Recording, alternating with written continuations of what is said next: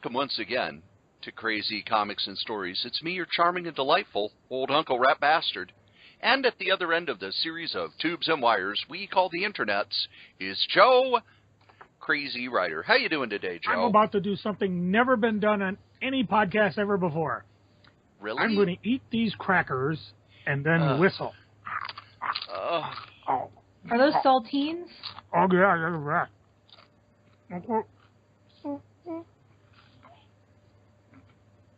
yeah. Why are we doing this? I don't know. Damn. I've already lost control. I've failed. And that's why no one's done it on a podcast before. I thought it'd be the first. Can you confirm what kind of crackers they were? Saltines. Oh, see? Once again, Jin is able to tell a snack from the sound. We've got to find a way to market this. Joining us is Jin Wicked. How are you tonight, Jin? That was kind of half today and half tonight, wasn't it? Yeah. I'm all right, I guess. I'm really tired, and I don't know why. When did you go to bed last night? I can't remember. That's a rather personal question. That might be the reason. Because normally, like, I don't know, 2, 3 in the morning, I'll get a thing. I drew this! Well, usually I take, I'm addicted to Benadryl, which you build up some tolerance to, but whether I have a tolerance or not, it has a psychosomatic effect, so my brain is like, ooh, Benadryl, time to sleep. So, usually that does it, but I woke up like a million times last night. I don't know if I was dreaming something crazy or what was going on. I can't remember, but I just woke up feeling like somebody dragged me out back and beat the shit out of me, so there you are. Well, that's not good. No. Hang on a second. I got to check something here. Oh, I guess you can say psychosomatic on a podcast.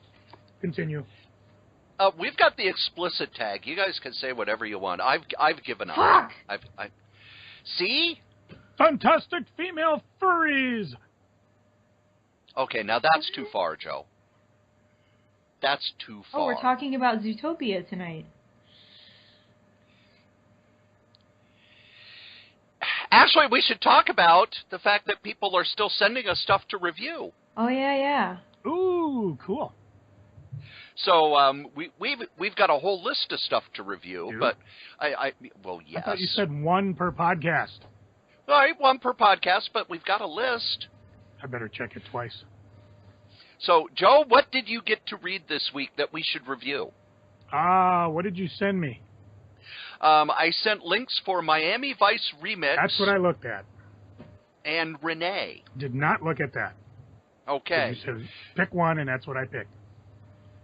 Okay, Miami Vice Remix. Joe, what did you think? I have two problems with it. First of all, I don't know Miami Vice. Didn't watch it, didn't care for it, other than the grizzled Don Johnson look, didn't really care for it. Second, anytime you're going to do a comic based on, it's a licensed product, I guess, so you're basing it on an actual person, like Star Trek, Babylon 5, whatever, Star Wars. 9 times out of 10, you do not have the rights to use the actor's image. And that's definitely a factor in this book, because it is very highly stylish.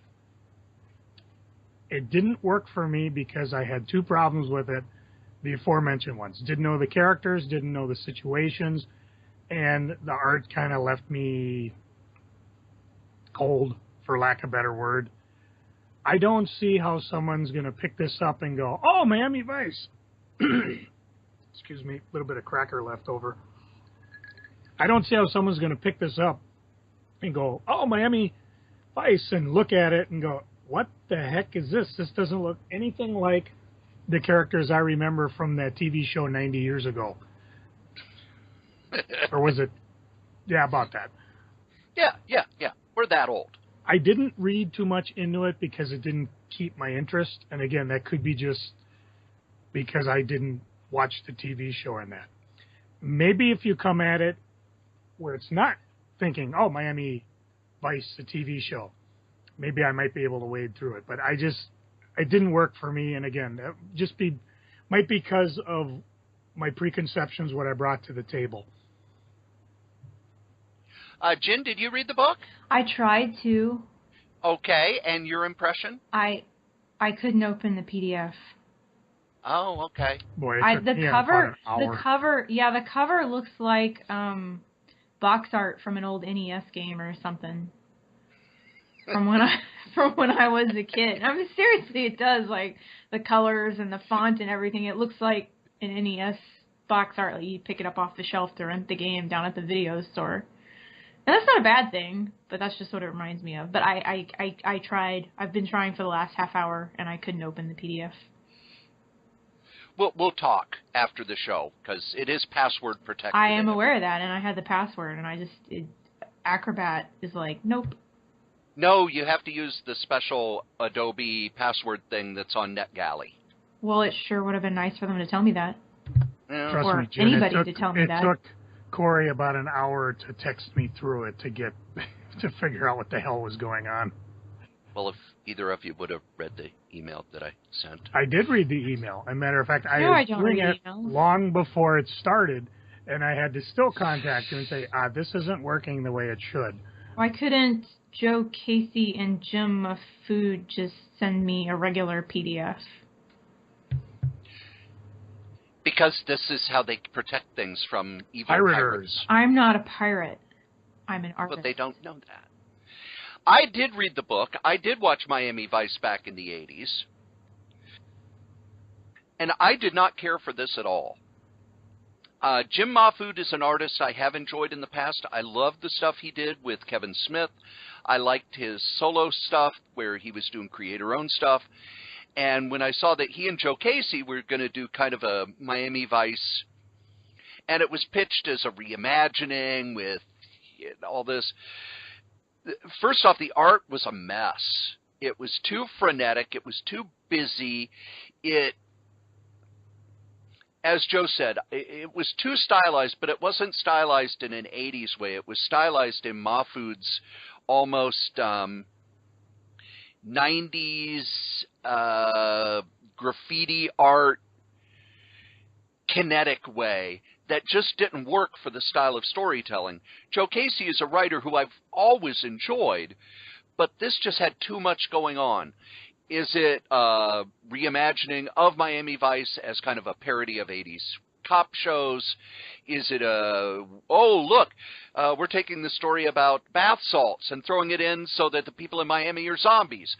Oh, we're going to use other cop show tropes. Oh, we're going to go over the top with it and have a lot of comedy with it. It was too much because it didn't choose one path to go down. So that you would read, it was 5 issues of a miniseries. You would read one issue and it would have a cliffhanger, and then the next issue would kind of start off in another corner, starting another plot, and then it would get back to the cliffhanger halfway through, but not really do anything with it as it built up to the next cliffhanger. And yes, the last issue wrapped it all up, but by then I was honestly reading it, I got exhausted trying to follow all of the things they were trying to do. It was too much at once, and the art did not help. It should have had a more realistic art style. It should have had a more... If they were going to do parody, it should have been a parody of 80s art style. But instead, it just came off as kind of a mess. And for this one, I am recommend... we do buy, borrow, or pass. For me, this is a pass. Joe? I don't know. You kind of answered it because you're a Miami Vice fan. Miami Vice. Hello. Quit bringing that show up. Quit bringing that up. That was a nightmare. But, I mean, if you're someone who liked the show and passing, I would have to go with that. Normally, books like this, and again, I mentioned Star Wars. I could mention Simpsons, whatever. If you're a fan of it, pick it up. But for me, no, I'm not going to pick it up. There was another book that I read and reviewed called Renee. I want to get back to the title here of it so that I can get the artist's name. By Ludovic. Oh, I will butcher this last name. Debeurme, and it is a large book. It is almost 500 pages long. It is the story of a woman whose boyfriend has gone to jail for something that happened in the previous book. I did not realize that this was a second volume until after I'd completed reading it. Her boyfriend has gone to jail for something in the previous book, and she begins an affair with a married older jazz musician. And the story is told in short 10 to 11 page almost anecdotes. So for the first 100 pages or so, I'm just trying to piece together who the characters are, what's going on. But I kept reading because the art was beautiful and amazing. There were sequences where the characters would almost change in a surrealistic way to match the emotions that the other characters were feeling about them. And as I kept reading the book, the anecdotes started coming together as a story, until by the end, I was very impressed with the story as well as the art. I do need to go back and read it a second time, because I think it's one of those books that, as you're putting the pieces together in your head, when you go back and read it again, it's going to be much clearer, and there's going to be much more resonance to it. This is not a book for everyone, because this is not a happy book. This is a very depressing book. It is a realistic story with surrealistic art, but the art is beautiful, just beautifully drawn, monochromatic, almost as if it's sketches rather than fully drawn art. I want to go back and read the first book now, but I cannot recommend Renee enough to people who like that sort of realistic, almost a literary novel type of published book. It? It was published by Top Shelf. Ooh. Go get them, guys and gals. So those are the two books we reviewed. What else have you guys been up to? Joe, what have you been doing this week? Well, you were nice enough to invite me, courtesy of Hot Comics and Collectibles, to go see Deadpool.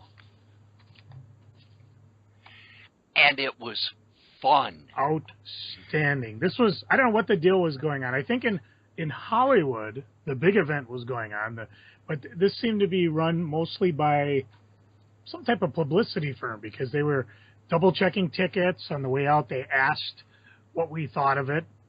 Not us. They didn't ask me. Well, you were running to the bathroom.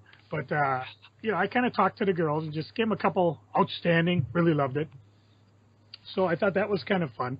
Not going to blurb too much about it, but a couple of things. Although by the time this is out, it's been out for the weekend. It opens Friday. Yeah, but we're not spoiler people. I just want to say, A, it was fucking great. B, it's not for kids. If you're thinking not at all of bringing anybody less than 16 years old to this movie, don't. It is not for them. It is not a superhero movie. Ultra violence, ultra Deadpool type sex, to Neil Sedaka too, and Stan Lee in a strip club. Exactly. It's just, I mean, he earned every bit of the R, and the only thing I can really say is that, first of all, Ryan Reynolds does go full frontal, and second, the next movie's been confirmed according to comicbook.com, and it will include cable. So if you are a Merc with the Mouth fan, go see it. If you just like a funny superhero movie and you're above 16, holy cow! Oh, who's calling? Let's figure out who it is. Hello? What? Ryan Reynolds? Well, yeah, we're reviewing Deadpool. What was that? Cory gave away Stan Lee's cameo? Okay, I'll let him know that. Thanks, bud. Cory, Ryan says, fuck you. Yeah, I'm used to that. Yeah. I'm used to that. So definitely, I think we'll blurb more about this as it goes on. Maybe in a week or two we'll revisit it. But yeah, definitely see it. It's worthwhile seeing. Have I gone on enough about this? It's definitely worthwhile seeing. Jen, has Joe gone on long enough about it? I don't care. You don't care? No, I don't care. Okay. Jen, what have you been up to? What new art projects are you doing? Well, I finally kind of got some of my momentum back, and so I've just been drawing, and I've actually started painting again, so I have a couple of drinks, and I paint some abstracts. I just like working with colors. I think I mentioned this on my other podcast last night, but they're Happy Rat paintings, so you can get one of my signature Happy Rats, and I'm also working on an ink piece and some freaky stuff. I extricated myself from some shitty situations. Situations.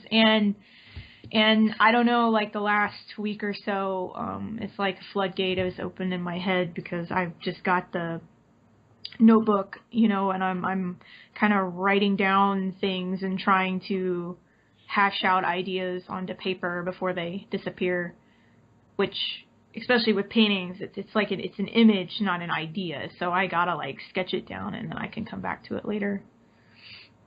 So mostly painting and drawing, which is more than I have been doing. So Cool. Follow me on Cory, Instagram. what have you been doing? I suppose we should ask Cory what he's been doing. I mean, yeah. Cory's just working. Cory always works. Cory had a big event last week on Thursday. He did? Yes, for those of you who follow the Novelcast, and if you're not following the Novelcast, you should, novels.solitairerose.com. It's the podcast I do where I am turning my novels into audiobooks. I have completed the first novel. Cool.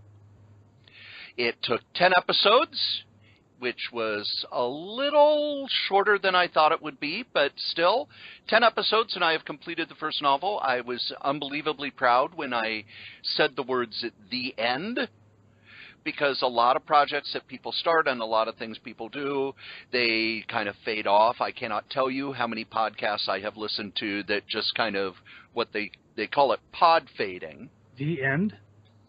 That yes, reminds me, I got to end. schedule my colonoscopy. God, I miss the crickets.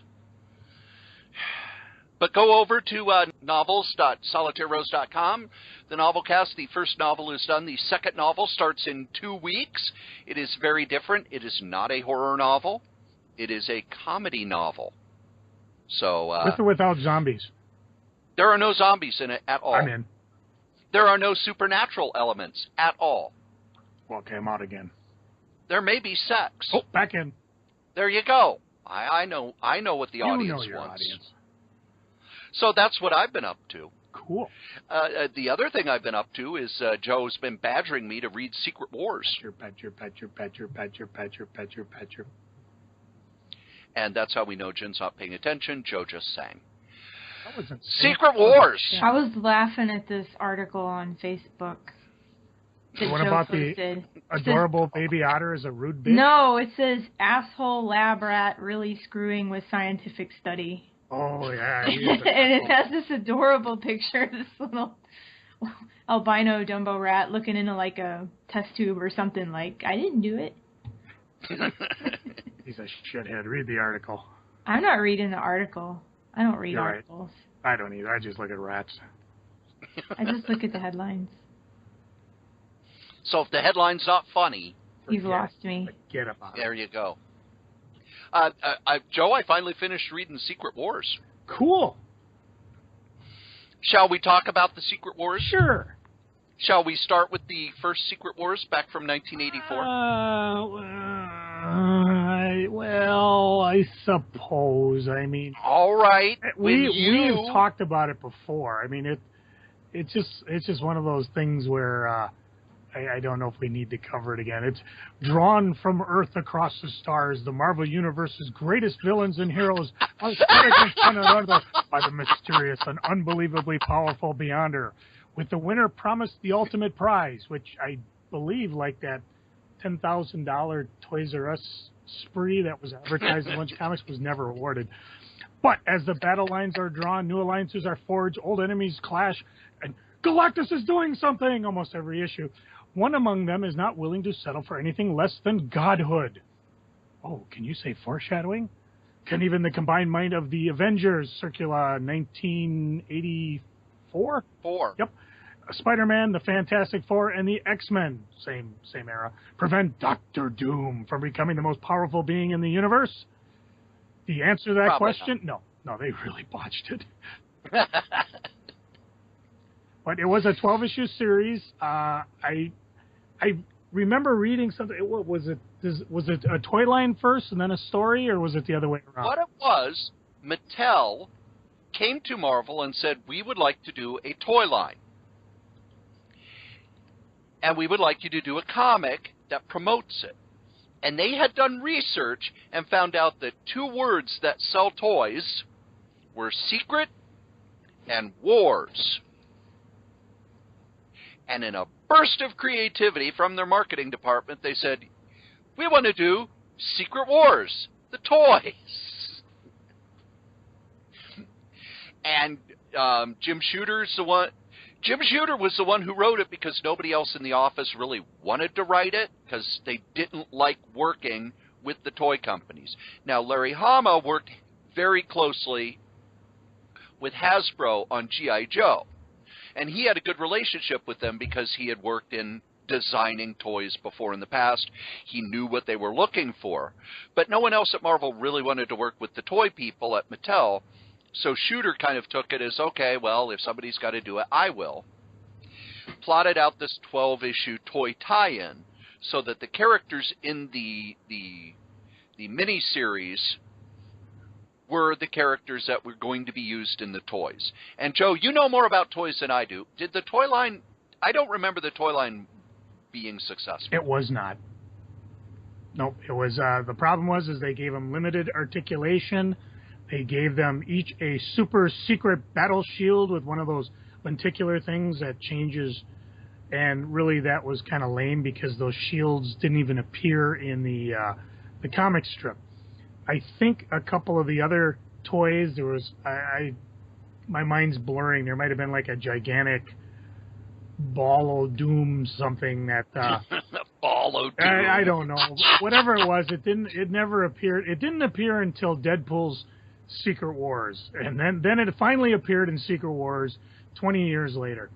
But yeah, I mean, the figures are sought after collectibles because, as you know, anything that has a superhero bent and nobody collects and doesn't open goes up in price. There were even 3 that were like only released in Brazil of characters that I don't even believe appeared in Secret Wars. But yeah, the toy line wasn't very good. The open toys suck. If you can score them sealed, I mean, they're kind of cool. And if you remember, we'll fast forward to the current Secret Wars momentarily. One of the variant covers they were doing were the action figure cover in a similar vein to what the original Secret Wars toys looked like. So at least you got an idea of what we collected. And even when I had Hot Comics, I mean, they sold fairly well. I just remember, I wasn't buying toys at the time. I remember seeing them a couple places and going, wow, those look cheap and ugly. They were. At least they were sort of representation of the character. I think DC Superpowers line did a much better job, but even they had the same problem, just the articulation. Compared to figures Although nowadays, I bought some Secret Powers toys. You? Some Superpowers toys. Toys? Which one? Well, they had Darkseid. Well, of course. I had to own Darkseid. Everybody needs a dark side in their life. That's right. It sold frighteningly well. The comic, not the toys. Yeah. Yes, the comic sold incredibly well. So they did a sequel, Secret Wars 2. Ooh, I got this one ready. Secret Wars 2, 1985 to 1986. Having been intrigued by the victorious heroes in the Marvel superhero Secret Wars, the all-powerful being known as the Beyonder comes to Earth to gain knowledge, experience, and learn how to go to the bathroom. Despite his vast powers, the Beyonder is really frightfully naive regarding human nature. Because of this, he reacts badly to the crisis that his presence causes and inadvertently causes great destruction. More a series of overreactions and misunderstanding. The secret wars erupts as Earth's heroes try to force the Beyonder to leave. Now, what I did not realize until later, reading various interviews with Mr. Shooter, is that Secret Wars 2 is best read with all the crossovers. Secret Wars 1 was kind of interesting because basically all the heroes were kind of compelled to pop into this round thing that appeared in Central Park, where I have no idea. I mean, there's not a lot of space in Central Park for this huge round thing. So everybody came in and just Fantastic Four came through one door, except Sue because she was pregnant. Thor came in one, Hulk came in one, Spider-Man couldn't help himself, I'm swinging in one. The Avengers wandered in one. Hyde, I don't know how he got the heroes or the villains. I mean, they're not prone to swing into like giant things that show up in Central Park. But what was interesting, it was 1 month they disappeared, the next month they reappeared. And they had changed. Spider-Man had a black costume. Hulk was even grumpier. He had a Dr. Banner's brain at the time, but his arm was broken. Thing was gone. Fantastic Four was with him. There was a dragon with the FF, and I think Johnny, or was it Colossus, was just a moody son of a bitch. But yes, in Secret Wars 2, the coolest thing that happened was Xavier was like, "Oh my God, he's coming, the Beyonder!" Which, you know, considering what the Beyonder did in the beginning, he basically destroyed, was it one galaxy or two? I don't know. He just kind of poof and built a planet with a sun. Yes. Which is really a cosmic screwing of immense proportions that there had to have been things living in that galaxy, but they were just destroyed just so this one Beyonder could have good and evil fight. Boring.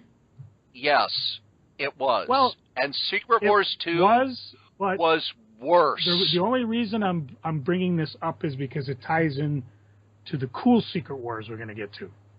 Right. But the problem with Secret Wars 2, they learned that the tie-ins for Crisis did really, really well. So everybody across the line at Marvel was told they needed to tie in to Secret Wars 2. They had to have stories where the Beyonder would come in and do something and then go back to the main title. And it was really the first of these huge, massive crossover books that they used to promote the main series, but also to try and boost sales on the other books. And while there were a few decent stories that came out of it, the one I remember as really liking was the Fantastic Four, where the Beyonder actually helped the Human Torch deal with the fact that this kid idolized the Human Torch and had set himself on fire. You read John Byrne's beef on that issue? Yes. Okay. He basically, there's this nurse introduced. She has a big thing to do with the Torch and getting him there.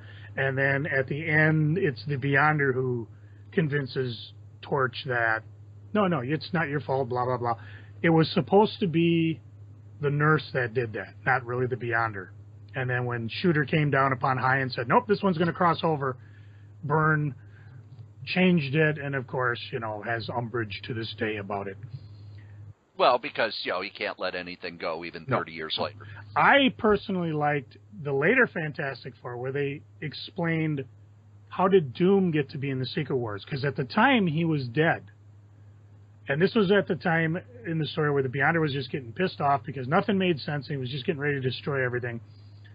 And what he had done is basically yanked Doom from the future and brought him to fight the Secret Wars. And then he had, or was it the past? One of the two. Either way, the one thing that kept the Beyonder from killing Doom on the spot for the travesty of stealing his powers was he didn't know if he could survive the, I don't know what it, back, and now we call it wibbly wobbly, timey wimey, but Dr.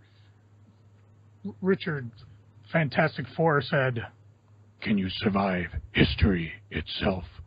And having taken many history classes, yes, I know you can survive history itself. But time, no clue.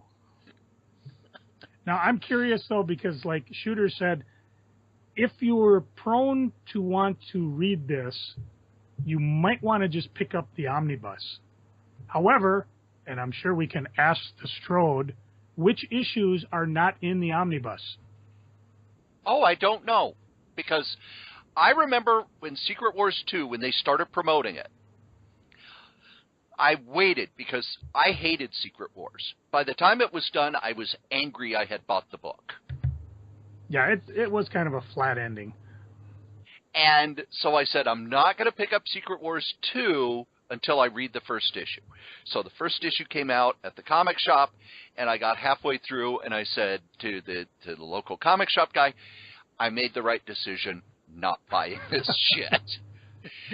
It looked horrible, and the reason was, much like on Secret Wars, Shooter, who was also the editor-in-chief of Marvel and doing a bunch of other stuff, would basically do this when he would write it when he got home, if he wasn't too exhausted.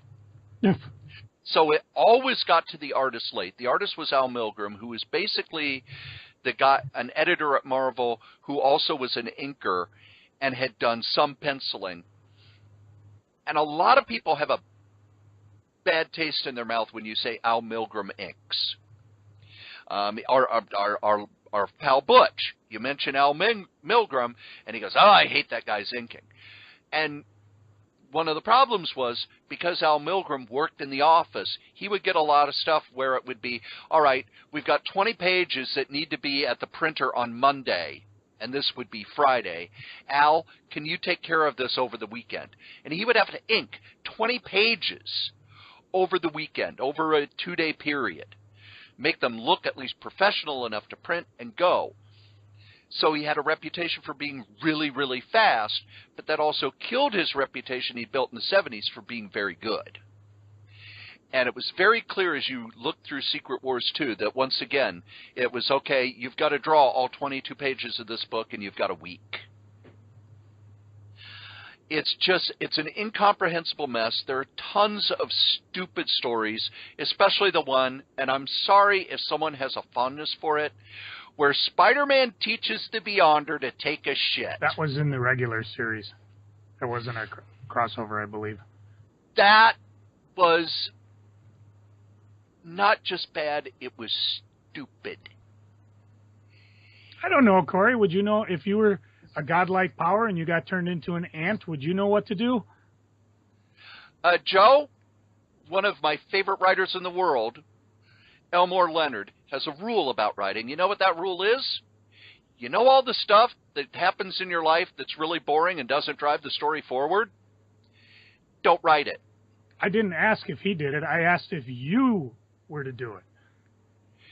If I were to write a story about it, I sure wouldn't talk about the ant taking a shit. I don't know. I thought it was kind of humorous. And being it was only 2 panels, it didn't make or break the series for me. What did break it didn't make or break the series, but it showed the banality of it. It showed just how poorly it was constructed as a story.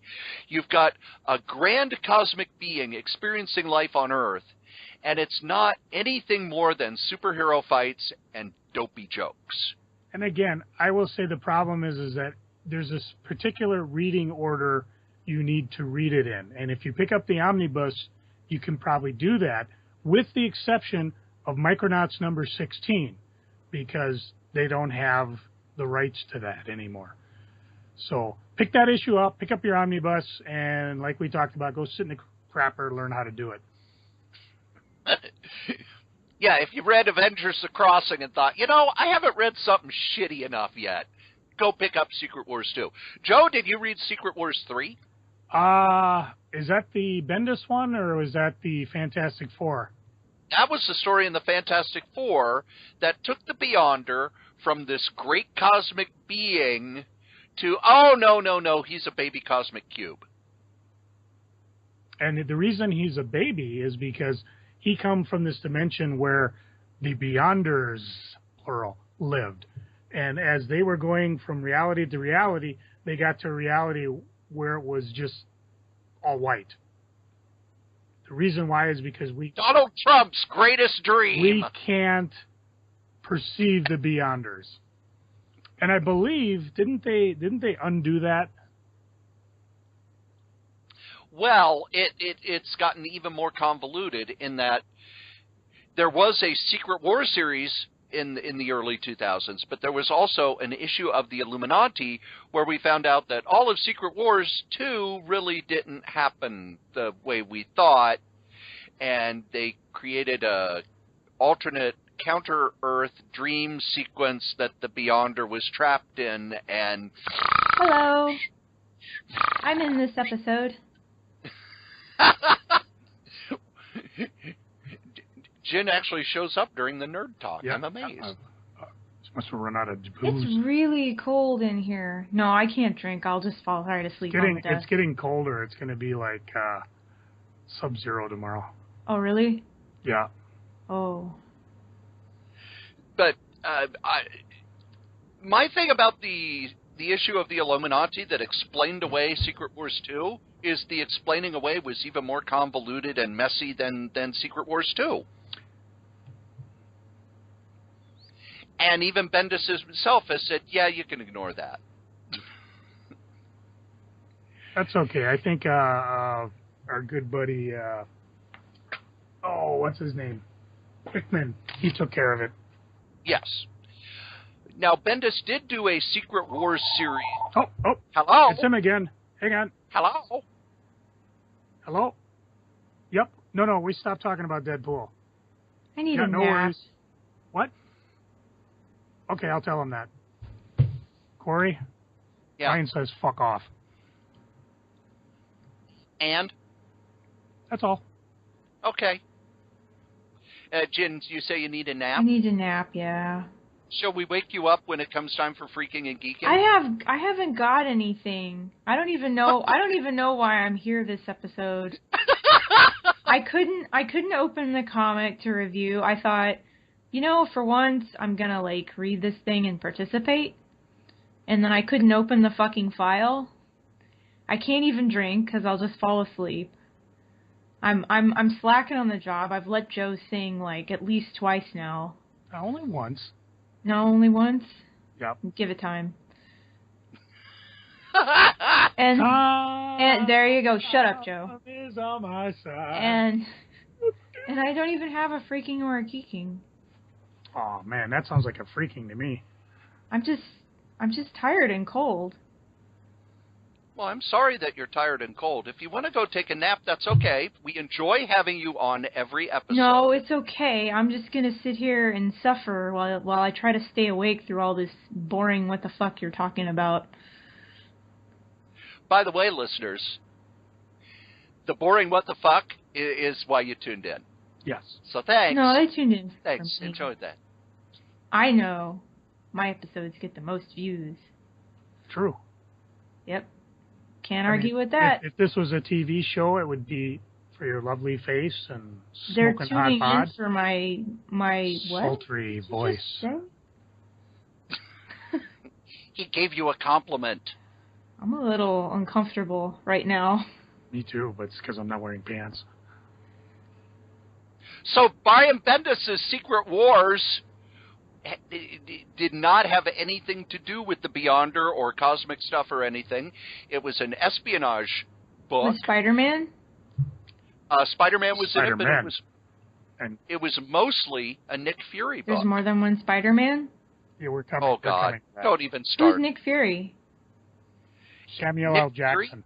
But this was when he was white, like David Hasselhoff. What?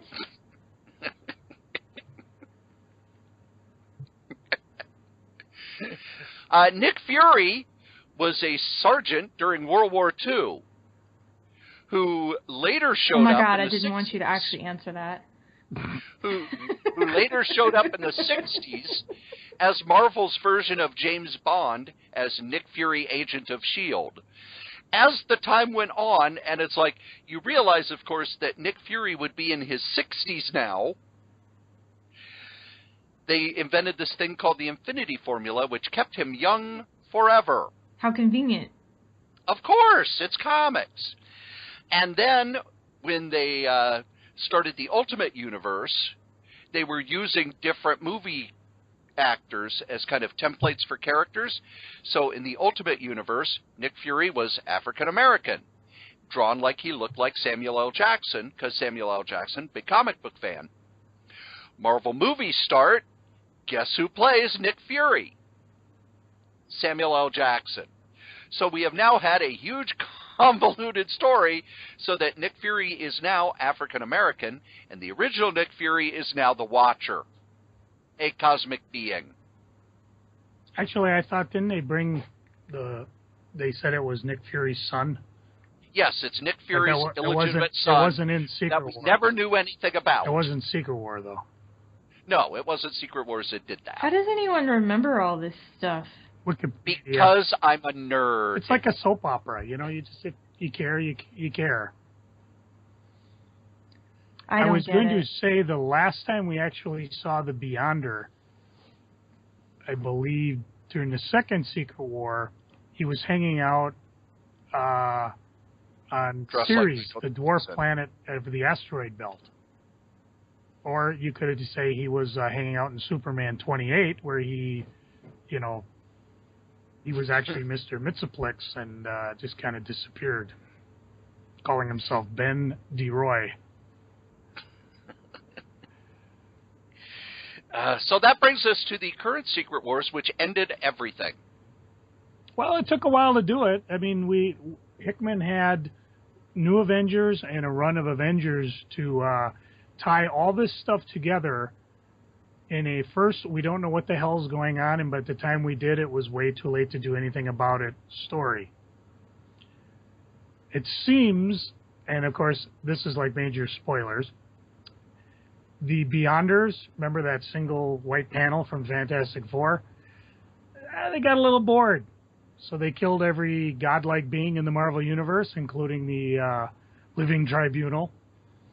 And they would take one universe, throw it into the other universe, causing an incursion, which would destroy the universe. I don't know what the Beyonders did. They trunk up the power left over. Got bored, went in, did it to the next universe. So they're pretty much just deciding to destroy the multiverse as we know it. And the cool thing about it is, as we start the Avengers and New Avengers, and Cory, jump in if I get this wrong, because yeah, you know, a lot of times you read Hickman's stuff, you're not quite sure what's going on until the final issues. Tony Stark knew this. Yes. He knew no matter what, we couldn't do anything about it. Him, the Avengers, he knew they would try, he knew they would fail. So he set something up where a suddenly old Captain America was chasing his tail until they finally got to the end.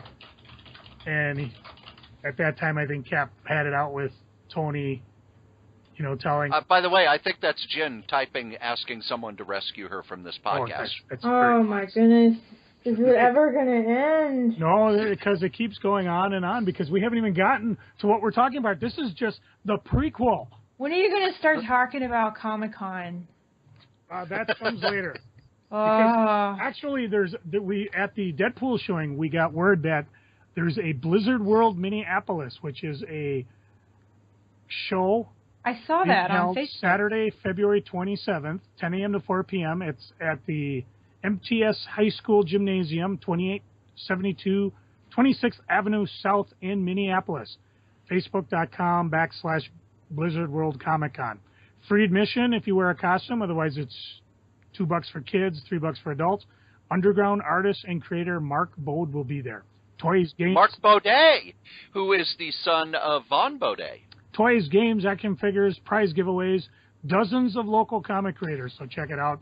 And of course, you know, it's weird because that convention, like, I got invited to a comic creator meetup the same morning that's got a bunch of local people going there. So I don't know how that's going to work. I'm assuming it's not the same people trying to go to this show as going to this coffee and donuts thing. Probably not. Because we also know that advance tickets are on sale, even as we pod, for the MSP Comic-Con 2016, which will be held May 14th and 15th at the Minnesota State Grandstand. And, of course, Cory and I will be there doing our potting.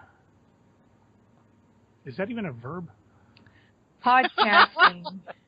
We're pods. You need the casting part. Yeah. No, we're just pods. And what did you say? There was something going on in April? I'm on the front. I'm in a picture on the front page of the Comic-Con site. Comic-Con page. Yeah, they changed things around. It's kind of cool. Brand new website, www.mcbacomiccon.com. You'll even see us. Yeah, we're right there. I don't really look like that anymore, but it's okay. And I'm looking for there's one coming up in April, wasn't there? I'm not aware of anything in April. Oh, it was one you asked me about. Oh, yeah. No, hang on. Let me look at the calendar. No, I gotcha. It is the Comic Card Show at the Bloomington VFW. Did they list any guests yet? I believe Larry Hama is supposed to be there. Ooh, we talked about him. Maybe he'll say, hey, you guys stop talking about me on your con. He's on the face box. Cool. Yeah. Let me check. I can look at right now. There we go. April 16th at 10 a.m. to 4:30 p.m. at the Bloomington VFW. And it says comic talents Larry Hama, Eric Burnham, is that right? And Otis Frampton. Is that the cookie guy? It might be. No, that's Otis Spunkmeyer. Thank you. And I'm sorry, ladies and gentlemen, I will not eat any food with the word spunk in it. Check comiccard.net for show details and guest updates. You didn't really look at your popcorn last time, did you? I am never, ever, ever, ever going to the movies with you again, Joe. We've known each other for how long now, and you're just now getting to do the popcorn trick? You didn't do that thing where you cut the hole in the bottom of the popcorn bucket and put it in your lap? I pray to God he didn't do that. I did, but I got there first. Ew. They put a little too much butter on this. Ew. What is with you tonight? I'm staying away from Joe at the movies now. I'm starting to miss, like, my month-long hiatus. Oh, you were gone more than a month. Shh, don't tell anybody. Oh, like people didn't notice. I'm sure they did. I would sit and stare, looking at the Skype, just sad eyes, just... Could you change your Skype icon to something that's not a cow? That's Bat Cow. I don't like it. I don't care. Bat Cow. Bat Cow is the greatest character find of the last 20 years. So, Secret Wars. Oh. The entire universes died. Now, Joe said that it started in the Avengers. Joe? Oh, it did not started start a lot longer before that. It's just, again, Jonathan Hickman, tying who started stuff together. It takes a PhD in comicology. Hickman, who did some amazing stuff at Image before he came to Marvel. If you have not read Nightly News or, what was it, Pax Romana, those are books that he drew and wrote. And the guy has a master's degree in design. And those books are just beautiful. They worked as individual comics, and then when you got the books themselves were works of art, let alone the story inside. But he started over in the Ultimate Universe writing the Ultimates, where, if you read what was the final Ultimate story, we found out that some of the stuff in the Ultimates Cataclysm was what kind of got the notice of the Beyonders. And he has followed this thread through. He followed it through his run on the Ultimates, on Secret Warriors, on the Fantastic Four, and then it blew up big in the Avengers. And it all ties in, which is one of the reasons why Hickman is one of my favorite writers now. His stuff can be read as an individual issue. But then as you read the next one, it doesn't seem connected until you see this puzzle piece. And then you read the next, and there's more puzzle pieces. It's kind of like if you had a jigsaw puzzle, and every piece of the jigsaw puzzle was a separate picture. And as you put them together, it makes a much bigger picture. And Secret Wars was like that. Again, the premise was everything has been destroyed. There's one world left that has bits and pieces of all these different universes. Battle World. And how does it all tie together? Now, I've said in the past that one of my big problems with the series was that it became so delayed that issue 6 came out, and then we knew, oh, the multiverse is back. We don't know the details, we don't know what's going on, but we already know the multiverse is back. Because there were thoughts at the time, they've wiped everything out, Marvel's going to do a reboot. They'll just have the one reality, or, you know, they're going to change everything. And we find out that they didn't really change everything. There are tweaks and bits and pieces and stuff. So a part of the ending was robbed.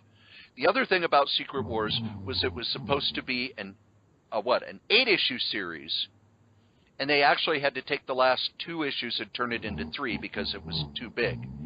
And as I read the last 3 issues, I almost wish they would have expanded it for at least 1 or 2 more.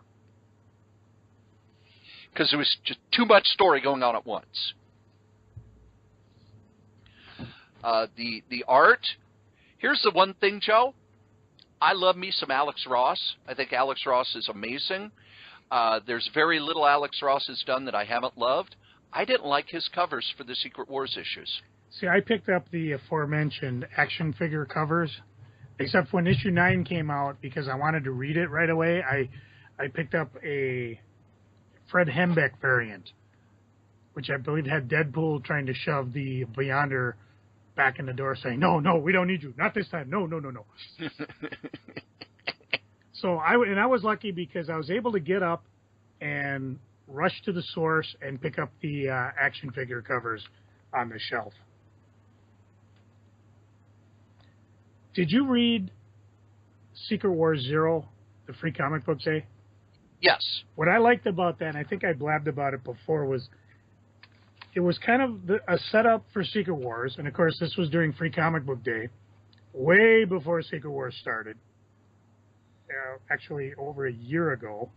And the last little bit had a blurb where they had Attack on Titan meets the Marvel Universe, which was really, really cool and would be really fun if they would ever go back to visit that, instead of just a little teaser on it. So we actually saw a little bit of that back during Free Comic Book Day, the Secret Wars 0, because by then we knew it was coming. Do you think, Strode, you could start with issue 1 and not have to go back and read all the fun stuff that before it? Yes. I think the stuff before it informs it, but I also think that this stands alone. And the other thing is, I did sit this weekend. I read issues 1 through 9, and I have most of the tie-ins I have not finished reading. And you don't need to read them. You don't need to read them. Many of them are very cool and they're fun ideas. And there's a lot of stuff that if you have read the Avengers and everything going back are going to be moments of great fan glee. But everything you need is in this book. All you need to know is the Fantastic Four are a family. Dr. Doom is their nemesis and has always been jealous of Reed. Everything has been destroyed except for this world and 2 groups, one of heroes and one of villains, that were able to make it out of the destruction of all that is. And Spider-Man. Yes, and Spider-Man. 2 Spider-Men. And Spider-Gwen. And Groot. And Ultimate Spider-Man saves the universe with a cheeseburger. Batman. No Batman. Well, Dr. Doom and Dr. Strange and Molecule Man, they had a Batman. little too. He might have been there. It's hard to tell. There's a lot in Battleworld we didn't know because what did they say? Was it 3 or... There's a certain amount of time that happens from when Doom creates Battleworld to when Secret Wars 2 starts. It was years. Yeah, I thought they said like 8. Yes. So, I mean, they could go back and revisit this if they want.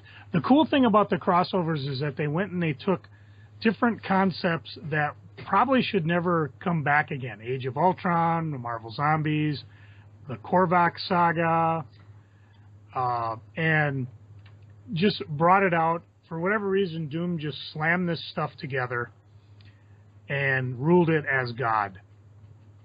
Which naturally, when the guys from these rafts showed up, and one had a bunch of, what they call it, the Cabal, the villains, yes. And one had the heroes.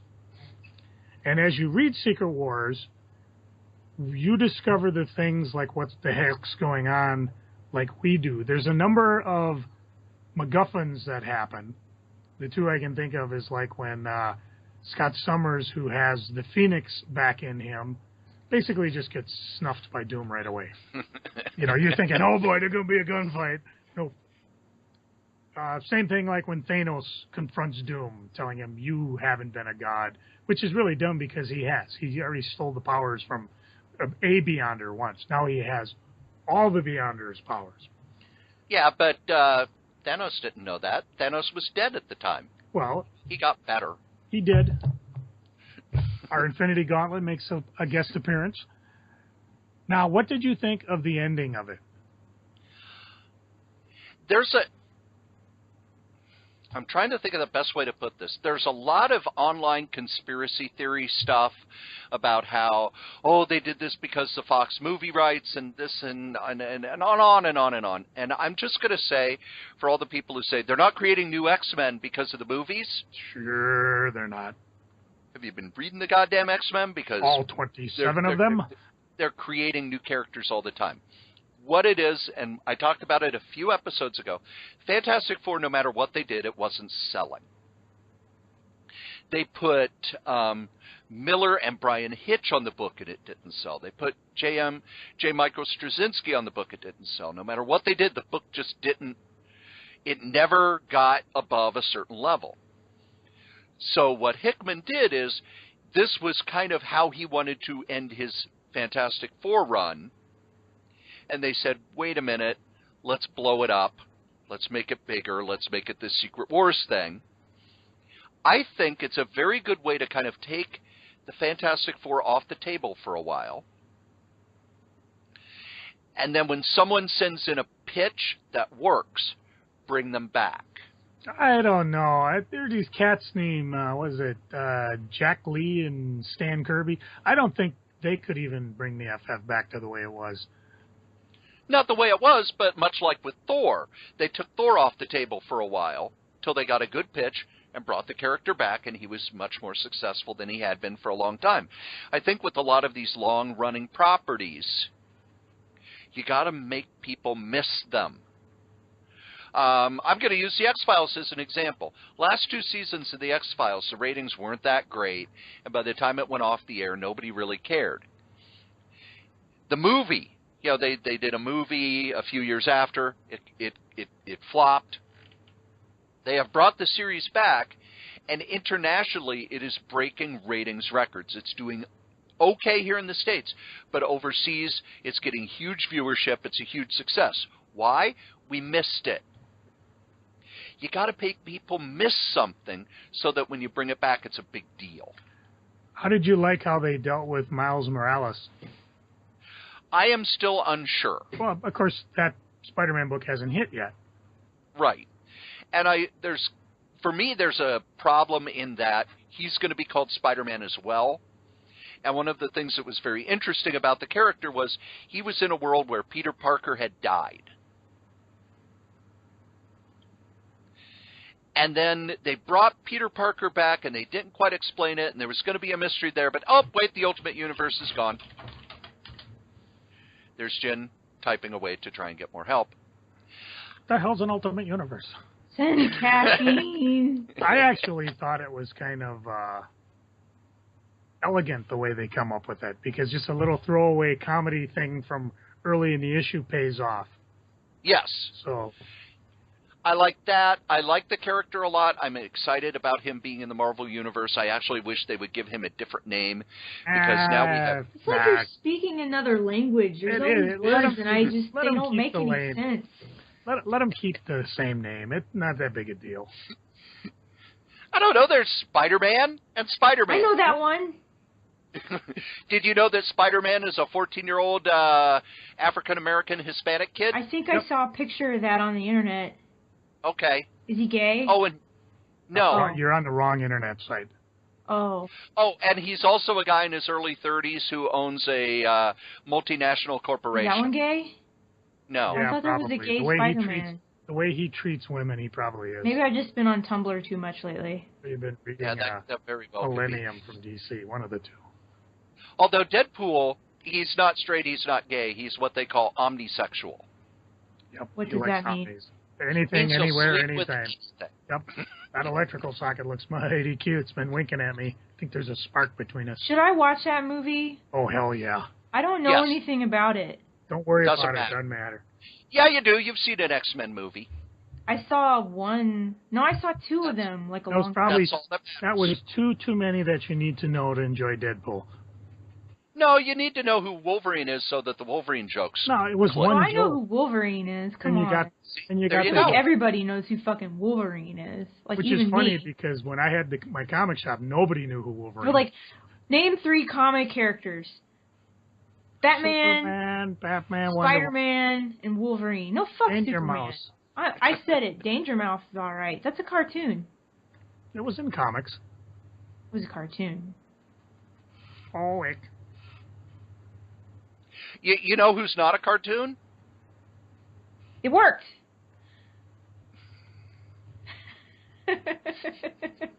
I shall repeat. You can see his. You know who's not a His cartoon? eyes are like throbbing right now as he Ew. twitches and he's getting ready to explode. Finally, I derailed something successfully. Chimichanga. It's fun, isn't it? I know. For the third time. Do you know who's not a cartoon? Hey, Jen, let's do it together. These guys. These guys, our sponsors. Whatever. Jeez. Believe it or not, kids, this silliness has actual real sponsors. Our first sponsor is Graze.com. Graze gives you healthy snacks sent to your house. You can have them delivered weekly, bi-weekly, monthly, and your first box is free if you use the code CORYS3R5B. Our second sponsor is Bombas. Bombas socks are some of the best socks in the world, and remember, for every pair you buy, they donate a pair to a homeless shelter or other worthy cause. Just go to bombas.gotocloud.org/SF30. That's right, those are our ads. Go check out our sponsors. Okay, that was kind of exciting. They do pay our bills. They don't pay the bills. They don't pay nothing. They buy you snacks. Yeah. And razors. And razors. Yep. And socks. And socks. Socks? And internet hosting. Yes. Wait. Since when do we get socks? Bombas socks. I don't get no socks. It's because you don't listen You to the asked for I haven't commercials. gotten any socks. Wait a minute. I'm That's cold. a lie. That's a lie, and you know it. You were given socks. Oh, yeah. I remember. I now. snuck socks into your apartment. You're weird. You know, you asked No. earlier about caffeine. Have you ever tried Death Wish ground coffee? No, I'm not much of a coffee drinker. Oh, the world's strongest coffee. We were I've watching seen that. I'm afraid Super it'll give me Bowl. heart palpitations. Yeah, no, my wife and daughter saw it and they went, "Oh, we gotta have that." So I went to eBay and bought it. I haven't Speaking seen of eBay, Joe, what you been doing on the eBays? Well, I thought I would take a look at 2 of the more obscure items I have on eBay. Cory, who is Charles Atlas? Charles Atlas was a bodybuilder in the 30s and 40s who developed a course for bodybuilding, and he bought a number of ads in comic books. Do you know why he bought them in comic books and not in fitness magazines? Because everybody reads comic books for geeks. No, because the fitness magazines were owned by Joe Weider, who had his own fitness routine, and most of the ads in the magazines, like Men's Physique, which became Muscle and Fitness, and those magazines were ads for his stuff. Aww. And if you were competition, you couldn't get in those magazines. So Charles Atlas was in comic books.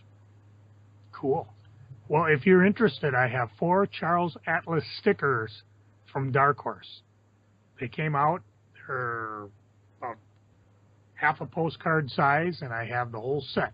Just waiting for someone to pick up.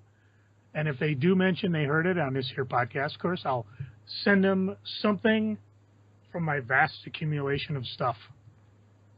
And the Charles Atlas ads actually inspired one of my favorite miniseries of all time, Flex Mentalo, by Grant Morrison and Frank Quitely, which starts with the premise of the little comic strip that used to run, the insult that made a man out of Mac, and goes in surreal, bizarre directions.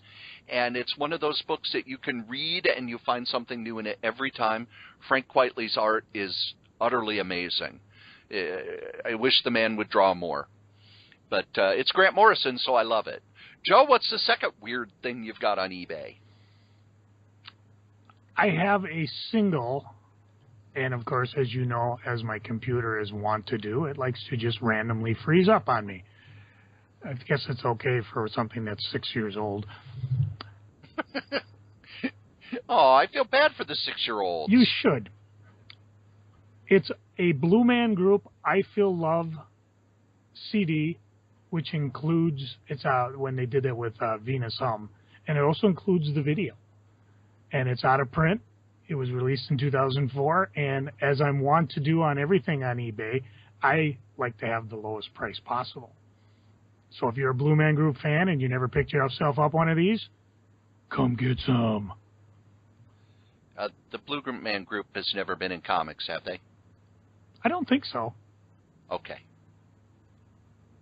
But I said weird. Newman! I sell things more than just comic books, Strode. I have a life, What? There's something other than comic books? Well, I know, right? Leather-bound Harry Potter books with removable Horcrux bookmarks. One of these days I should read those books and watch the movie, shouldn't I? The first movie one or the is other. painful. The second one was good. The third one is really good, and they're kind of like back and forth after that.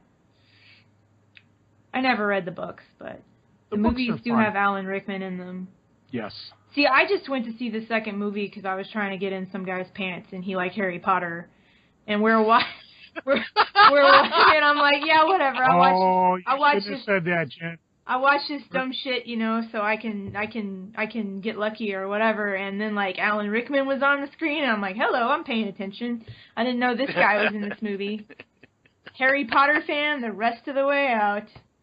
You like Harry Potter a lot longer than I like the guy. Now every con appearance Jen makes, guys are going to come up dressed like Harry Potter or Alan Rickman. There you go. Yep. Okay, I'm down for that. Well, since Joe's done with his eBay stuff, that means it's time for my favorite part of the show, freaking and geeking. Joe, what are you freaking on? I've had bad days this week. I'm sorry. Yeah, it's just my rheumatoid's acting up. We got high pressure coming in, part of this ball blistering cold, and it's just not. I'm achy, I'm cranky. Because of that, I didn't go to the train show. There was a world's biggest train show. It comes through town like once every 10 years, and I wanted to go, and I should have done what the Shat said, just say yes, but I didn't. And I'll tell you more about that when I get to geeking. And I almost begged out of Deadpool, but I was like, I gotta get doing something, and I'm glad I did say yes. But now I'm just kind of bumming that I didn't go to the train show. We're gonna start a new segment here on. Another new segment? This is called, How Long Is It Going to Take for Dynamic Forces to Give Me a Call Back? I still don't have a segment. You'll find one eventually. something will get you moved or pissed off like this, because I have 2 outstanding orders with Dynamic Forces. One of them from last September. And it's one of these things where they're probably just clearing things out. And they say, we'll not ship till November. Well, it's February. Is that a company that sells things? Yeah, they sell mostly like exclusive covers, signed comics, remarked comics. And, you know, they got the websites, they advertise in previews catalog. And I've bought stuff from them before. And I've had times where I didn't get what I should have gotten. I call and they call me back and it's taken care of. You know, sometimes, well, yeah, it's shipping in a month or so. Okay, fine. I've been calling them since mid-December. I've been emailing them. Nobody's picking up the phone there. And so we're going to count the Dynamic Forces phone calls. Right now, the count is 2 emails and 4 phone calls. And every week, until I get a call from them, we will continue this. In the meantime, I suggest nobody buy nothing from these guys until their customer service picks up the frickin' phone.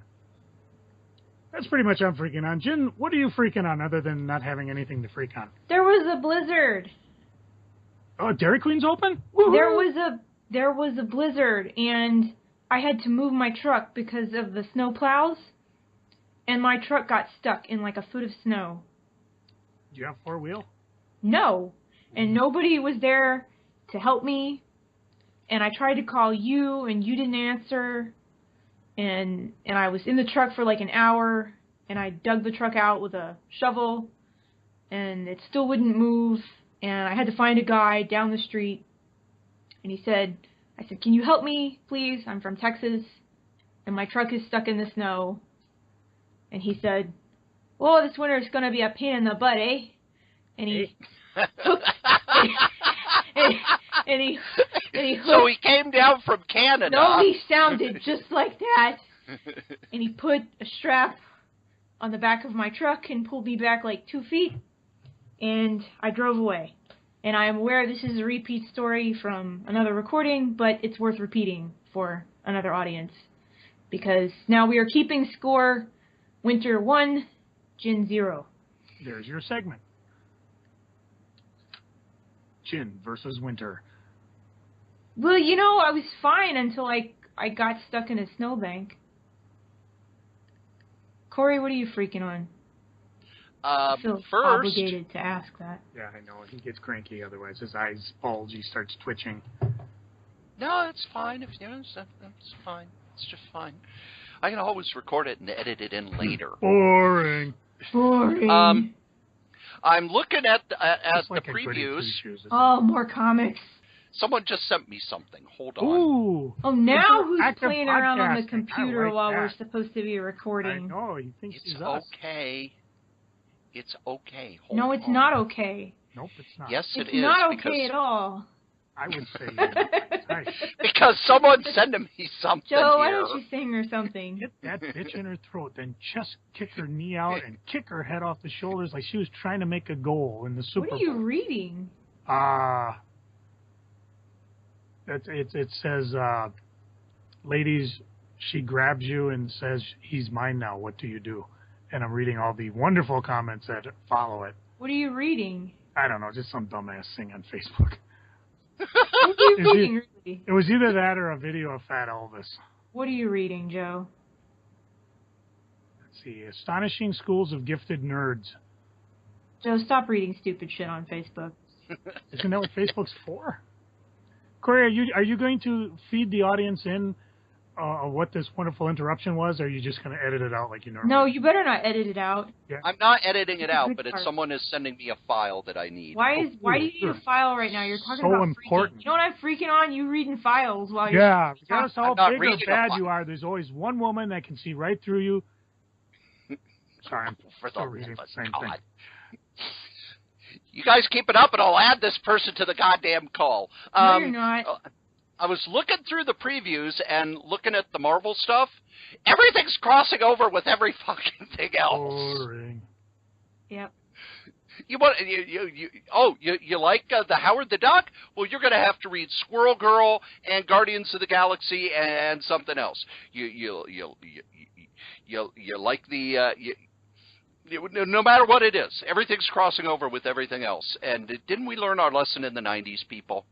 Nope. Now, I know why they're doing We it. learned nothing. Because I'm looking at the sales figures for the new books, and if it's not Spider-Man, Batman, or the Justice League, Batman! it ain't selling too well. Dude, I am watching the most adorable video of Bernie Sanders playing basketball on Twitter. So there's that. Joe even sent me a quote from the Diamond, what was it, one of the Diamond conferences, where Marvel said, as long as you people keep buying this shit, we'll keep making it. I saw something about that. You need to remember, folks, the only reason they're doing all these crossovers and all these special covers and all this stuff that you're belly aching and complaining about is because you're buying it. So if you don't buy it, they're not going to make it anymore. Exactly. Just like the electric banana stereo phone that played in any position, even upside down. Back in the 70s, nobody bought it. They stopped making it. Well, one would hope. It was only $37.90 or $39.77. The other thing that I am freaking on Monday night, one of my favorite wrestlers from the last 15 years, Bryan Danielson, the American Dragon, known in WWE as Daniel Bryan, announced his retirement due to a number of concussions, to the point where he said that he met with doctors and realized that he can no longer, basically he's been told if he has any more concussions, it could cause permanent brain damage. You're going to turn into pudding. And he told a story about how when he started wrestling in his first matches, he had 3 concussions within 2 months. And if you've watched Daniel Bryan, you know that he does stuff where he launches head first at people, where he lands on the upper part of his back, where his head will hit the mat. I love this guy's work. I've loved this guy's work since I saw him work CM Punk for an hour at the St. Paul Armory. Joe's playing around on Facebook while you're talking. Yeah, I know, because he no longer cares. But I am very glad that he is leaving wrestling healthy on his own terms. Yes, they said you can't do this anymore, but the WWE, I'm sorry, has a stricter concussion policy than any other form of sports in the world. He's going to be able to leave. He's got enough money to literally live for the rest of his life and never work again. And I'm very glad that all of the work he did to entertain us has made it so that he can do this. So while I'm freaking that he won't be in wrestling anymore, I'm geeking that he's going to be happy, healthy, and safe. Joe, what are you geeking on? Comic book wise, I read a bunch of number ones just to get people up and running. You know, we were bitching about Marvel renumbering all their number ones. Well, there's a couple. Silver Surfer number 1, same team, Dan Slott, Michael Eldred, Laura Eldred. As much fun as ever. No reason to renumber it, but they did, so just go pick it up. It's a lot of fun. Wasn't quite sure with the new reboot of Agents of S.H.I.E.L.D. number 1 how it was going to go. But the first issue, not too bad. Interesting enough. We'll see where it goes. I imagine it's going to go in a big crossover. I'll probably drop it. Ted McKeever is doing a 5-issue series with Image called Pencilhead. Oddball artists, twisted writers, demented editors, office politics, hamburgers, and a dead stripper.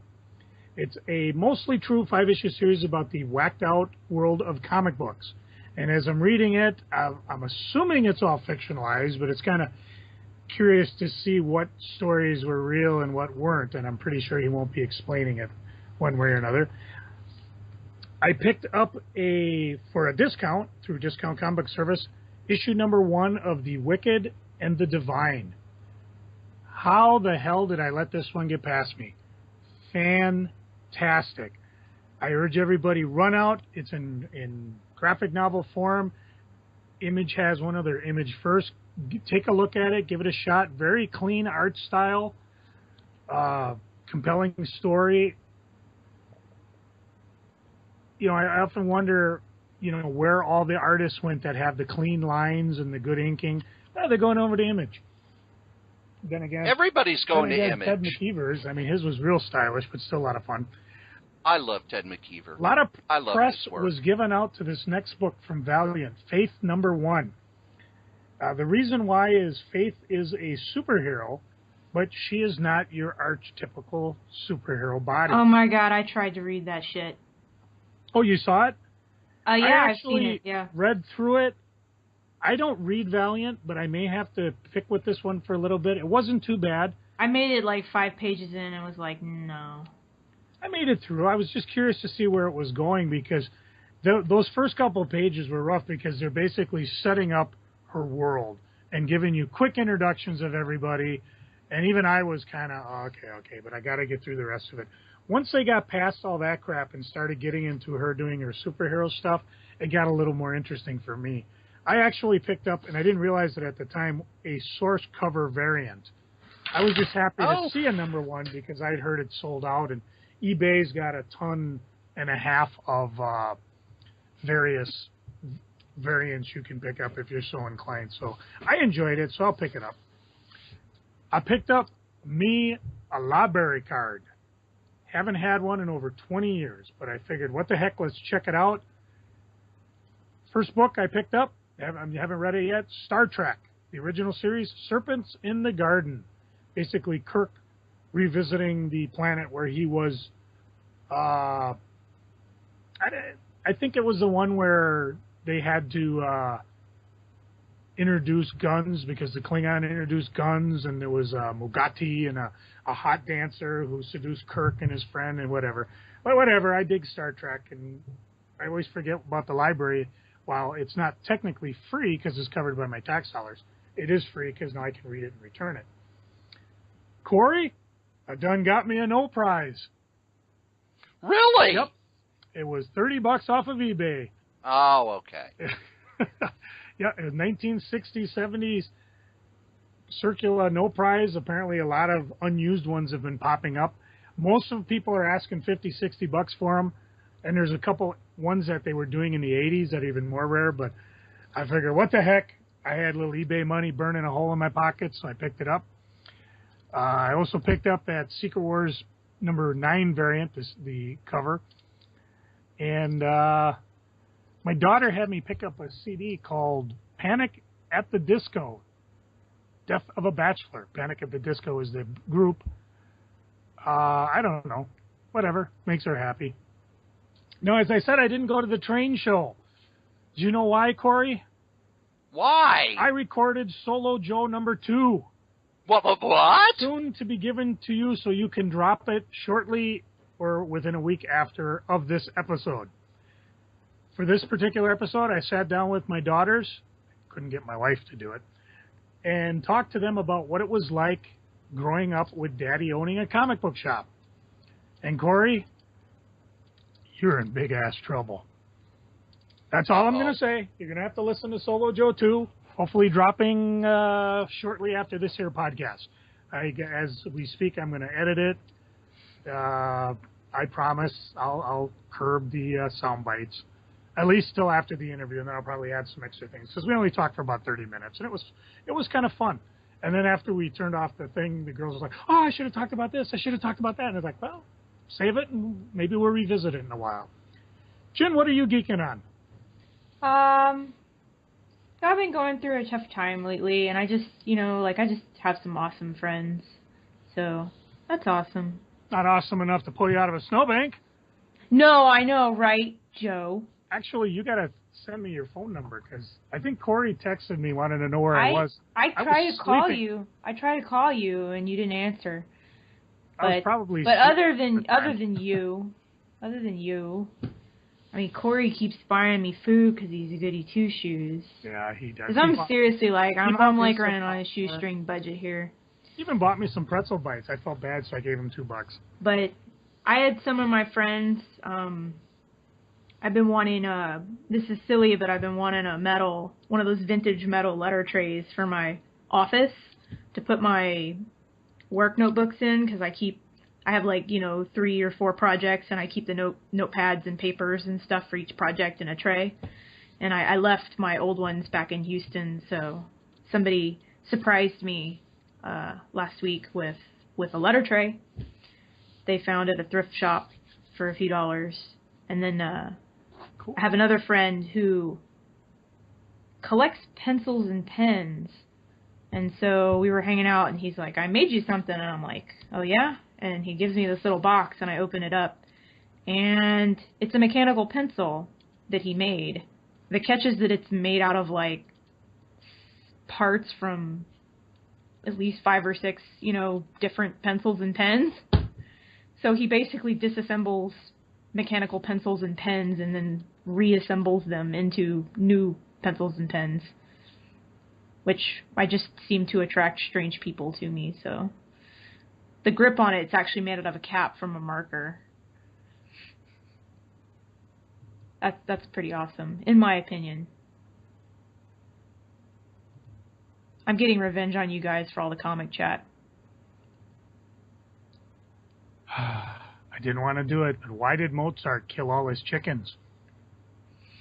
Because when he asked them who the best composer was, they all said, Bach, Bach, Bach. You didn't even let me, respond. Well, I was, but someone just tossed me a box of Girl Scout Thin Mints. Oh, I'm going to eat while Cory talks. Where do I get cookies? Well, I heard someone might be celebrating a birthday soon. Oh, yeah. Cory, what are you geeking on? First, I actually want to speak to something Joe said about the comic Faith. I read it, too. And I was able to stay awake. Kinda. It reminded me of the Valiant stuff in the 90s, where it would be okay if it were $1, maybe $1.50, but at $4 an issue, there was just a whole lot of nothing happening there. I didn't feel like I got $4 worth of entertainment out of it, and while I understand that there are some people who really, really like it, for me it was just dull, and it showed a lot of the problem I have with a lot of mainstream comics, where they forget, you know what? Comics are $4 each. You got to blow shit up. You can't just, okay, here, we've created this world. No, you have to have a beginning, a middle, and an end. There. Things I'm geeking on. First, the Deadpool movie. I have not had that much fun at a movie in a long time. It never slowed down. It's full of wisecracks. It's full of, playing with the fourth wall. A lot of jokes that you may or may not get, depending on how well versed you are in paying attention to things. There's a Green Lantern joke for Ryan Reynolds, which I liked. But it's very kinetic. There's a lot going on. I think it's a really good addition to the way Marvel movies are made, and it almost makes up for the Fantastic Four movie. No. Dude, while we're talking about movies, I got one thing I just remembered, and that is that Mad Max Fury Road was nominated for Best Picture at the Oscars. Yes, it was. Motherfuckers. And it's because the director is fucking awesome. That is the best fucking movie. And I have made 2 people sit through it, and they were, picking it apart the whole time. And I was like, get the fuck out of my apartment. I don't know you anymore. I don't want to know you. Just tell them, is that what you do on a roller coaster? You just pick? Oh, that turn was sub the time. Probably, yeah. Shut up and enjoy it. What the hell is wrong with you? This is, the greatest movie. It's not a cartoon. When people ask me, hey, Cory, this Mad Max Fury Road, what is it? And I say, there's no plot to get in the way of the story. It's a car chase. And then they turn around and they car chase back. And that's all it is. But that's enough. It's so amazing, with such minimal dialogue. The whole, it's half told with just, grunts and facial expressions, I will take 1 minute to shout out to one of my old employees that we saw at Deadpool, Joe Finn. I did not recognize him at all. I didn't recognize him either. He said he recognized my voice, and I had my glasses off, and I look up, and it's like, Joe Finn, Joe! So it was kind of cool to see him. I have no idea if he listens to the podcast or not, but it's a shout-out to you, Joe. And he darn well better start listening. Yeah. The Gru Friends and Foes maxi series has ended. I sat down, read the whole thing. Sergio Aragonés is what, in his 80s? He is a national treasure. This book was beautiful. It had Sergio's level of detail. It didn't have a single new joke, which is fine because one of the jokes of Gru is that there's only 3 jokes, which of course isn't true. There's different jokes and everything, but it hung together as a 12-issue maxi series, but also you could read each one individually. But Sergio Aragonés, he's one of those guys who everything he does is at least beautiful to look at. I really hope that at some point they start putting out Gru omnibuses or Gru big collected books or something to get all of this stuff into really nice big books so you could just sit and read them all. And the last thing is there is a new comic coming out from Image called The Hit. And you're probably wondering, well, no, I'm sorry, The Fix. It's called The Fix. The writer is Nick Spencer. The artist is Steve Lieber. These are the creators behind one of my favorite comics of the last few years, The Superior Foes of Spider-Man. And they've got a preview in previews. And here it is. It's a story of crooked cops, scheming mobsters, corrupt politicians that run things, and the sex toy that can bring them all down. Oh, and the hero's a drug-sniffing beagle named Pretzels. I'm sold. I want this book, and I want it right now. I don't want to have to wait. Seeing as how I've now waited for 9 months for my omnibus of the Superior Foes of Spider-Man. It's so cold. Get your ass in gear, Marvel. And that's what I'm geeking on. Believe it or not, kids, you've listened to us blather on about comic books for over an hour and a half. No, I don't think it's technically over an hour and a half because we were talking for a few minutes before we started recording. And I technically don't think Jin was listening the entire hour and a half. Yeah, I took a nap in the middle there. Yeah, she checked out for it. And it was cold. It is still cold. It continues to be cold. As we say every week, kids, the comic we like the least, we still like better than the comic that you like the most. Joe? Goku can easily beat Superman. Stan Lee. Jin? Hit my music, boys.